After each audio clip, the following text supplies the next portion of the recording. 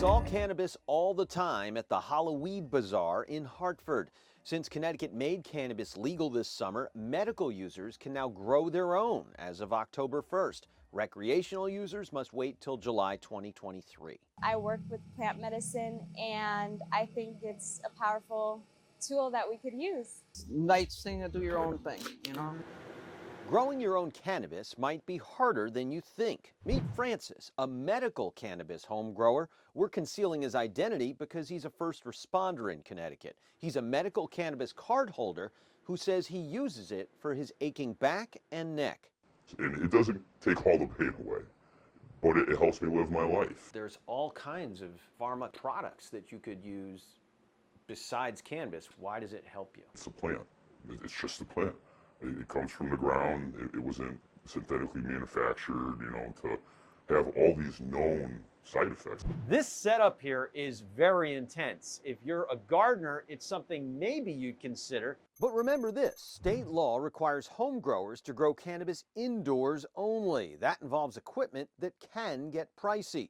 According to articles by Leafly, which describes itself as one of the world's leading cannabis resources, a grow tent will cost you somewhere between $100 and $475. Grow lights anywhere from $85 to over $1,000, plus fans, timers, an exhaust system, organic nutrients, potting soil, and other equipment. It can go up depending on your setup, you know, and how intricate you want it, and mine is up there. Then there's learning how to use all this equipment to grow your own medical cannabis. I know it might seem intimidating, but it's just gardening.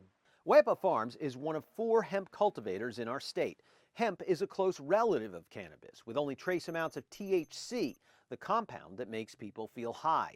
Wepa Farms has a very active business now with CBD, another compound in hemp said to bring pain relief. This is an emerging industry with a lot of opportunity. CEO Luis Vega says it is looking to get licenses to sell medical and recreational cannabis, and it is building out classroom space in its building for low-cost classes on home-growing medical cannabis. We want to make sure that medical patients here in the state come and get professional knowledge from the people who are doing it. Being able to work in the agricultural hemp space means that we've grown thousands of these plants. Francis has already taken a lot of time researching how to grow his own cannabis. But as far as getting his cannabis tested to make sure it is safe and it has the right mix of relief for him, Francis can't go to a lab in Connecticut. Current state law doesn't allow home growers to use them. I'm trying to put good medicine into my body, not bad medicine into my body. Mold counts and yeast and everything in there. Yeah, there's lots of bad stuff that can get you. Here at UConn, they are not testing medical cannabis or recreational cannabis, but they are testing hemp, which is a close relative of the cannabis plant. The tests that we do for hemp are the exact same tests that you would use and translate for the recreational or medicinal cannabis. Center for Environmental Sciences and Engineering Lab Director Chris Perkins says the same impurities he and his team look for in hemp, mold, bacteria, and heavy metals can also be in cannabis. This is something that you could be ingesting. This is something that you could be consuming. Having quality testing available, whether it's hemp or cannabis, is extremely important. There's also questions about how home growing will be enforced in terms of not exceeding the limit of 6 plants per person, a dozen plants per household. Police officers have privately told NBC Connecticut Investigates that fines for this may not be enforced a lot. That's because police officers are going to need to get evidence to get a search warrant for an illegal home grow.